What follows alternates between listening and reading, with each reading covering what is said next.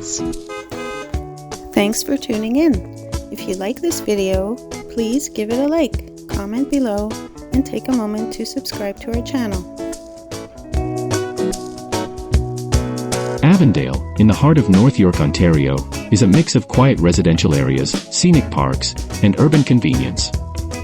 Located close to the bustling Yonge Street and Shepherd Avenue intersection, Avondale has easy access to shopping, transit, and green spaces that locals love. One of the highlights here is Avondale Park, a lovely spot for relaxation with its playgrounds, open lawns, and picnic spaces. Just nearby, you can also visit the larger Earl Bales Park for more trails, and in winter, a ski hill.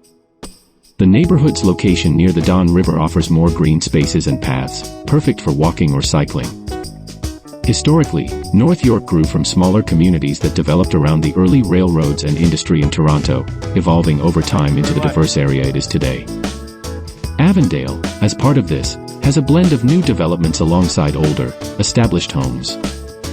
Avondale is a great mix of city and suburban life. Thanks for joining us on this quick tour.